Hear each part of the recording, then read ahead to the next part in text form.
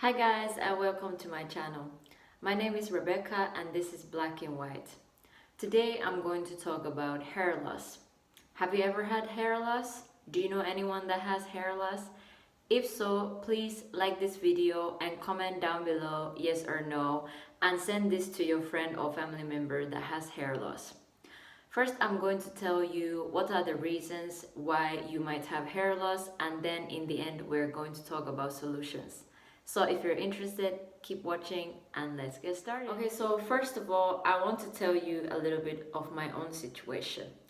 So at this moment, I'm losing quite a lot of hair since January this year. And normally I tend to lose a little bit of more hair in the spring than in other seasons. And you might have noticed that there are some seasons and some times where you lose more hair than normally, and that's very okay. It's actually normal. It's just like your hair has a hair cycle, just like some of pets, like cats and dogs. They also lose their hair in seasons. So the same thing actually happens to us humans, but it's not as radical as with pets. However, my own situation has gone a little bit out of hand, and besides hair loss, my scalp is very itchy and flaky and dry, and it gets red sometimes, and I have this burning sensation. So I know that everything is not normal, and that's why we need to get to the bottom of this. If you have had similar symptoms or you have had different kind of symptoms, please let me know in the comments down below.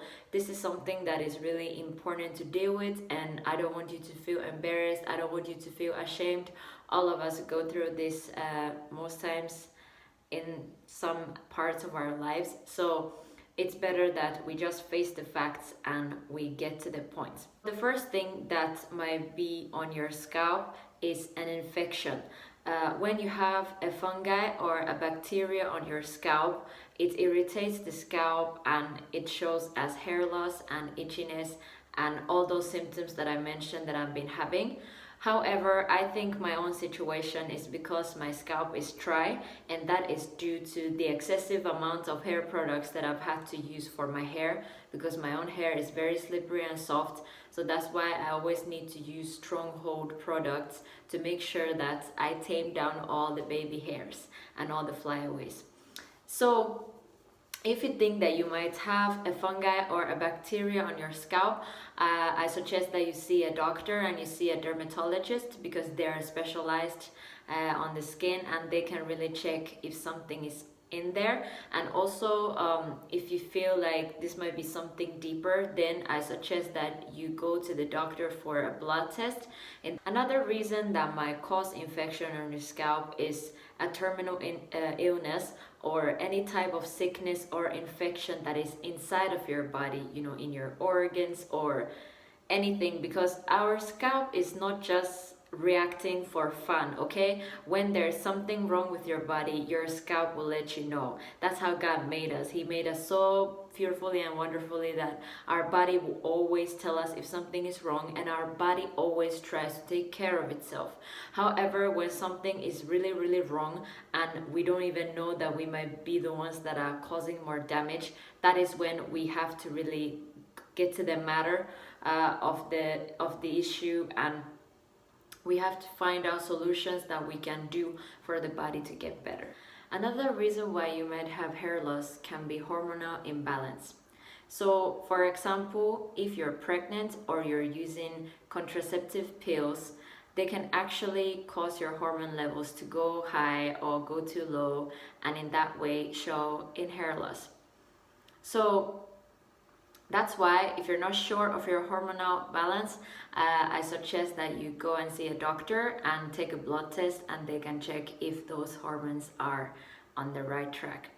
Also, if you have a cyst, cyst is like a good quality tumor in your womb or in your ovaries, that can also cause the hormone levels to go up and down, and it can show as hair loss. So you should also check if you have something like that, if you think that your hair loss is because of hormonal imbalance. I've also noticed that hormonal imbalance shows in other ways too. It can show as some skin diseases, and it can also show as bad smell of urine or bad smell of sweat. So it's also important to take those ones in notice. If you notice that you have hair loss and you have bad smell of sweat, bad smell of urine, and you just you know you're very moody and you just feel like your body is a little bit shaky and messed up, then you should check your hormone levels as well. Another thing that can cause hair loss, and this is probably the most important thing after taking care of the scalp itself, is nutrition.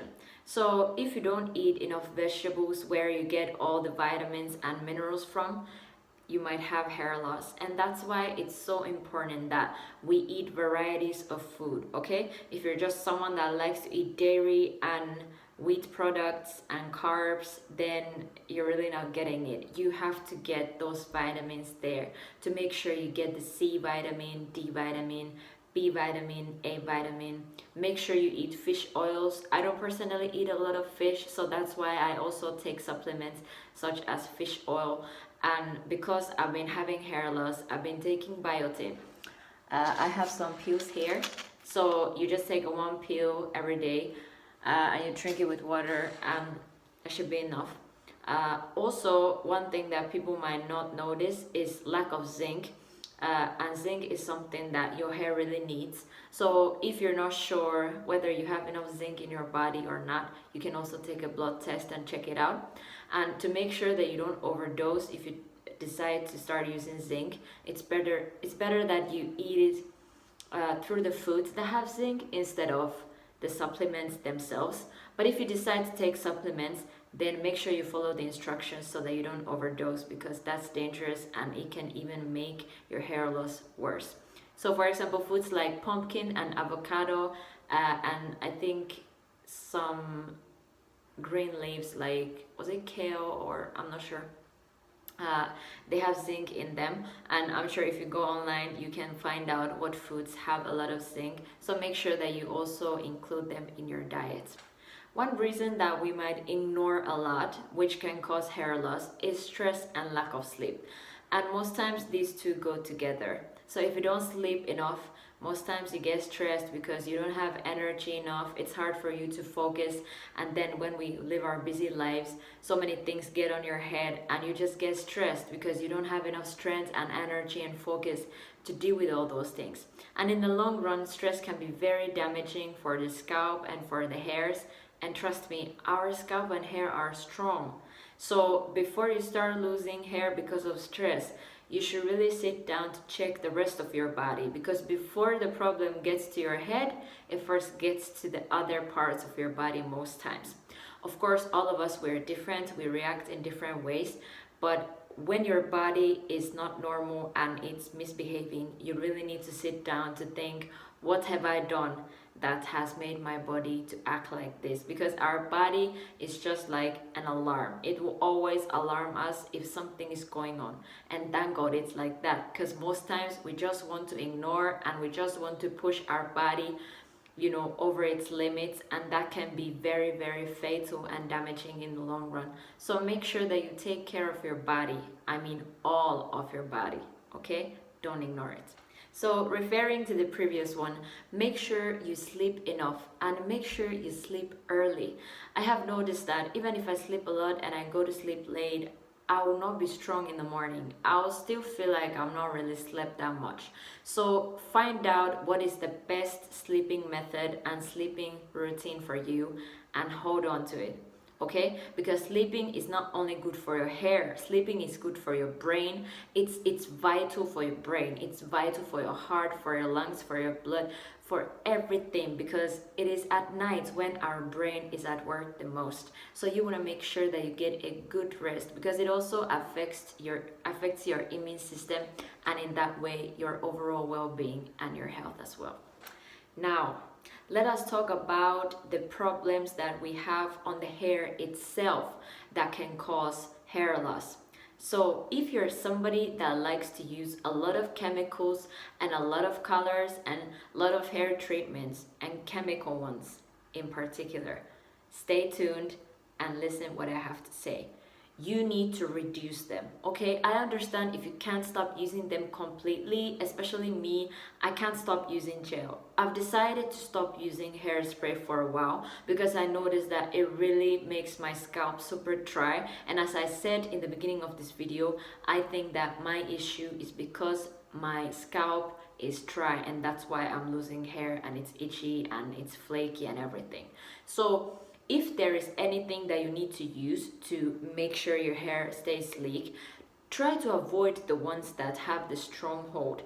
Try to avoid the ones that are very, very strong and filled with toxic chemicals. Okay, like for example, I used to use Got2b glued hairspray, and most of you that know me know that that's my #1 product because that's the only one that really helps me. But you know, I have gotten to a point that my health is more important to me than my appearance. So even if some of my hair might be flying about, I don't really care anymore. I just want my scalp to get better and to get normal. So that's why I've decided to drop out the hairspray, and I'm just going to use hair gel because that also keeps my hair tamed, but it doesn't really penetrate into my skin and into my bloodstream as the hairspray.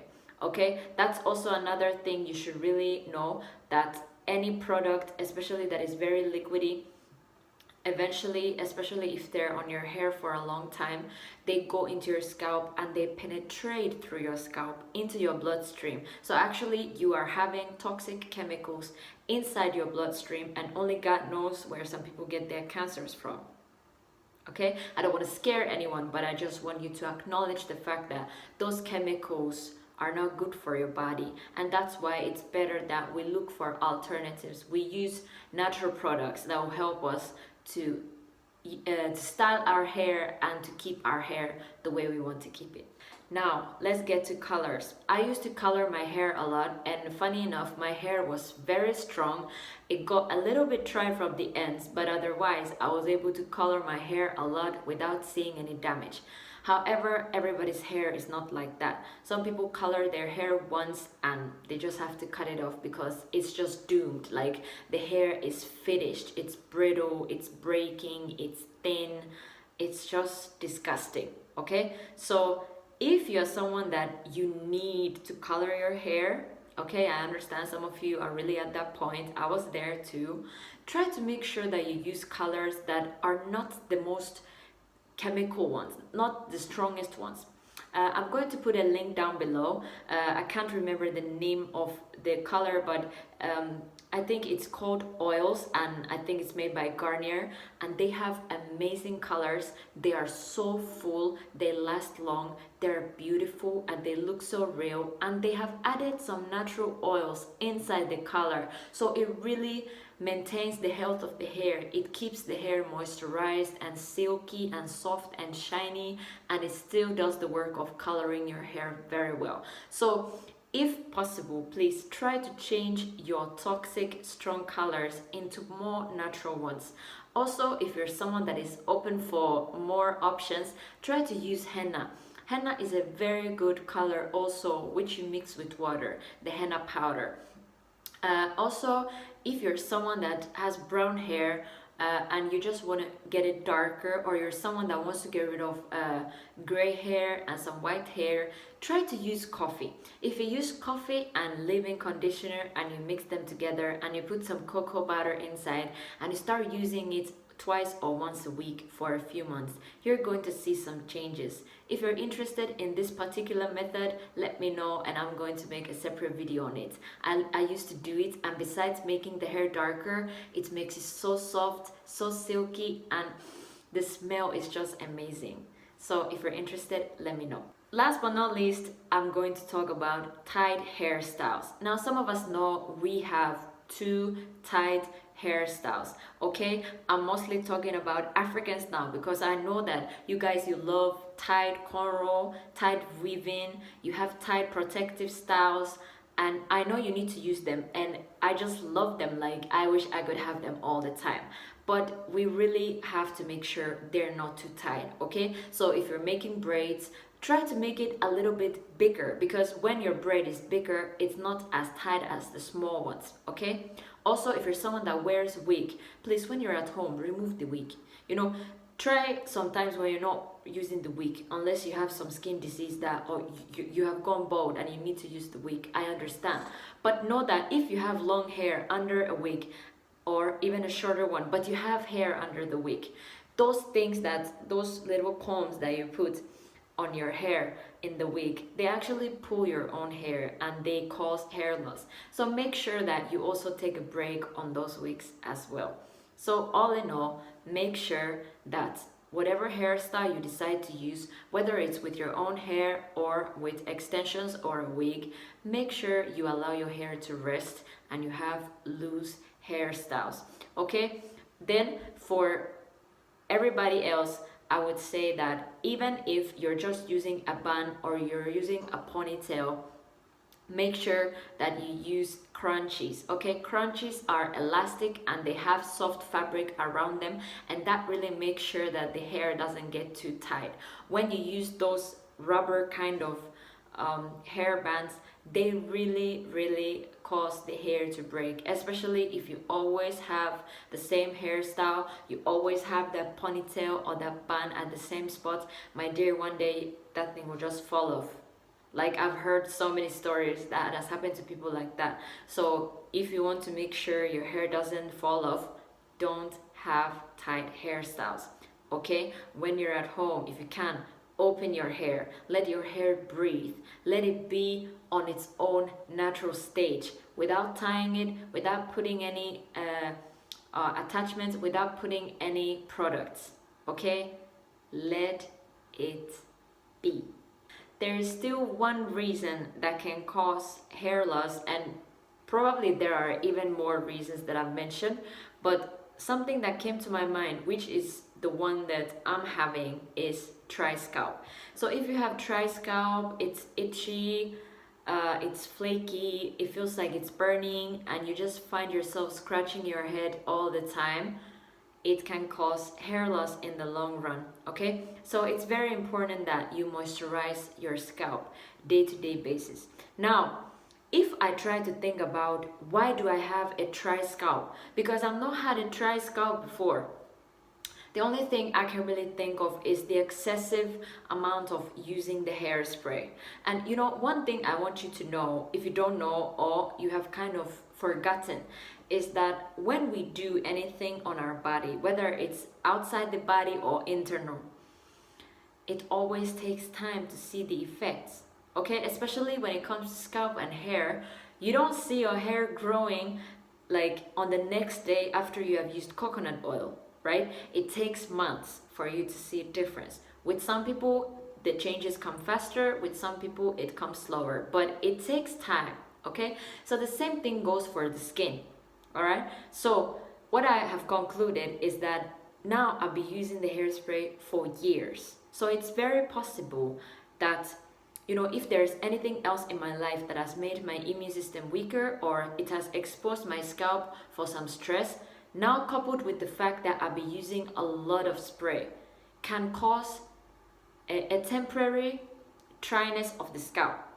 Okay, it's like my scalp has changed its stage. It has gone to another strange and new different stage. So we have to deal with that. So that's why I said I'm going to drop out the hairspray. I'm gonna stop using it and I'm gonna see what's gonna happen. Besides that, I want to introduce to you my hair diary that I'm going to start tomorrow. So basically what I'm going to do is once a week I'm going to be adding neem oil, and on another day I'm going to add coconut oil with ginger. Now, neem oil, if you don't know about it, it's an Indian oil. It comes from a neem tree, which is a very powerful leaf. I mean, that leaf is like the best medicine in the world. It works for so many diseases, so many skin diseases. If you have eczema, if you have psoriasis, what's that other one that starts with A? Acro something? I can't remember, but if you know, please remind me in the comments down below. It is an antifungal, antibacterial, antiseptic oil. So if you have fungi or bacteria going on there, it helps for that.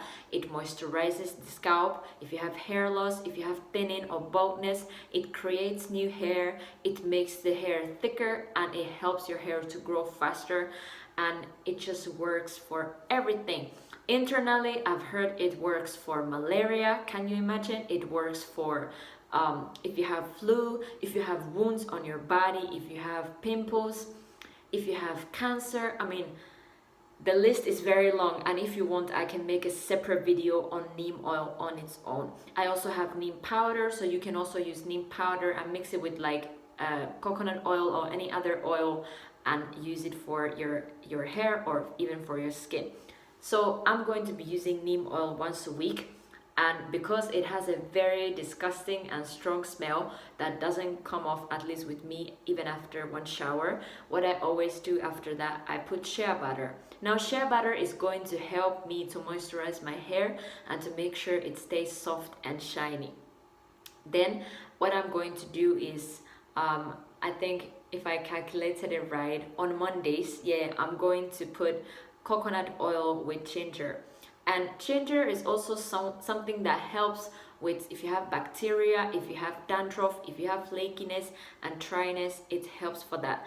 And because ginger is hot on its own, it also promotes hair growth and the blood circulation, and it also makes the hair stronger and thicker. So I'm also going to be using that. So what I'm going to do is I'm gonna make videos every time I'm going to use those products, and I want you to see the process that is going to happen with my hair and on my skin. So in that way you can see whether it's gonna work for me, whether it can work for you, and you know, just to see what is going on, because this situation is new for me, it's scary, it's strange, and if there's anyone out there that feels the same way, I want you to hop in and join me, and I know that we can get through this together.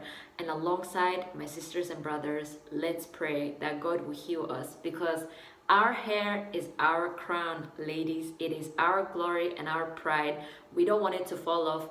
We don't want it to fall off and use a wig instead. A wig or attachment will never replace what God has created for you. So let's hope, let's pray, and let's try to do something about this to make sure that our hair gets better and our scalp stays healthy. There's actually one thing that I forgot to mention, and that is dandruff. However, dandruff doesn't most times cause hair loss, but a lot of people, including me, till yesterday, until I did serious research about dandruff and dryness of scalp and their difference, I noticed that a lot of people confuse dandruff to the dryness of scalp.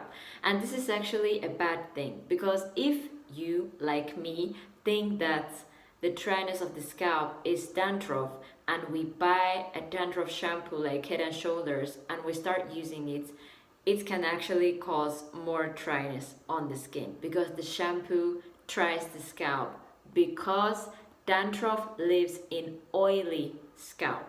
Okay, so my scalp is dry and it's flaky. So if it's like that with you, know that it's not dandruff.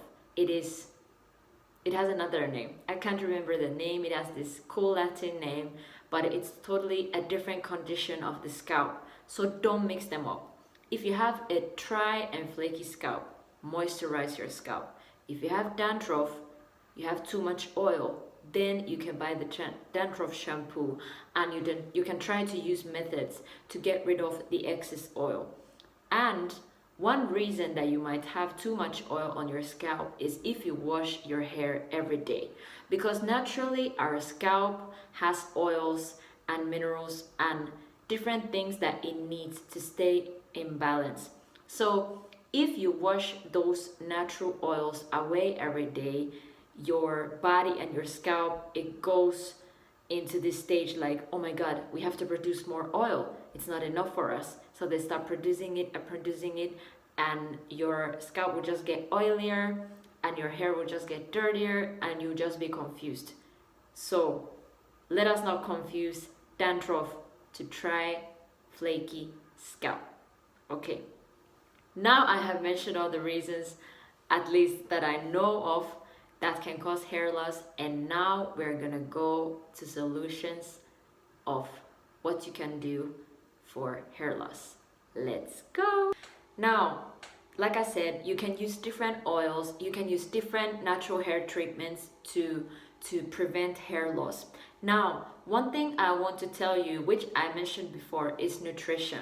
Because even if you use oils and you use different treatments to, care for your scalp and hair, but if you actually have an internal problem that causes the hair loss, you have to deal with it first, okay? So if you don't drink enough water, that can also cause dryness for the scalp and therefore hair loss. So make sure you drink water at least 1.5 to 2.5 liters per day.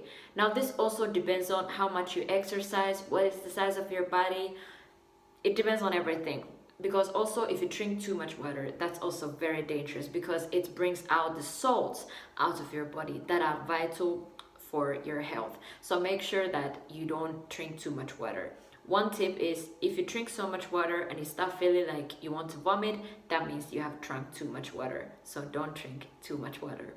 Another thing is, make sure you get those vegetables in. So if you don't like vegetables, I'm sorry to disappoint you, you're gonna have to start liking them. You have to add them into your diet. And the good thing is that there is so many different kind of vegetables. So I'm sure you like at least one of them, okay? You can try carrot. Carrot has A vitamin. You can try bell pepper. It has C vitamin. If you don't like vegetables that much, try to eat fruits, try to eat berries. Berries have a lot of C vitamin, A vitamin, B vitamin you can find from fish, from egg, and from meat. So make sure you get that because most of our hair is made of protein. Then spinach is very good source of C vitamin, and if you cook it in the right way, it tastes very nice.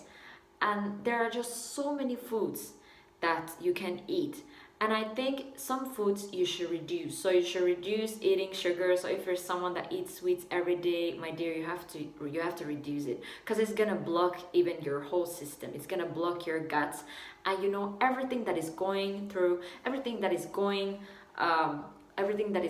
on, in your body is going to affect your scalp, your hair, and everything in your body. So make sure that your gut health is also good. In that way, your hair will be fine too, trust me. Now, I told you that if you have a lot of stress and you have lack of sleep, you might have hair loss. So like I said, make sure you sleep well, make sure you don't stress too much. I know this year has been very tough for all of us. Corona didn't help us, but I think there are some benefits Corona has given to us, and what it has done, it has helped us to sit down and to reprioritize our lives and what is important and what is not. So one thing I want you to do is, if you have not done it already, sit down and think, what are the things that I can do to make my hair health and my scalp hair health and my skin health better and my overall health better, so that I feel fine and I don't get sick, okay? Then, like I said, if you're not sure whether your hormones are going up and down, take the blood test. In the blood test, you can discover whether you have some bacteria, whether you have hormonal imbalance, and whether you have lack of zinc. So if you're not 100% sure that it's because of dryness or it's because of dandruff or any other obvious reason, I suggest that you go to the doctor so that the devil will not be able to scare you and put some fears into your mind, and then you start thinking you have cancer, and because of more stress, all of your hair will just fall off. Okay, we don't want that. So go to the doctor if you're not sure. Go to a dermatologist. Even hairdressers can tell if something is going on your scalp. So the next time you go and trim your hair, ask them, what do you think of my scalp? Another thing that I've found useful is onion juice. So blend some onions, squeeze out the juice, mix it with some coconut oil or olive oil, and put it on your head and leave it there for about 30 minutes to 1 hour, depending on how sensitive your scalp is. Okay, we don't want to create any allergic reaction on our skin. So after that, you wash it off and you use it once a week for a few months, and it also brings some changes. But as I said, I'm going to start using the neem oil and the ginger with coconut oil, and I'm so excited about this diary, and I hope you're too. If you have any questions, if there's anything that I didn't remember to mention but you know that it really helps for hair loss, let us know in the comments down below. Thank you guys for watching. Please subscribe to this channel if you want to see more of this kind of content. Like this video and share it with your friends and family, and stay safe and stay healthy. God bless you, and see you next time.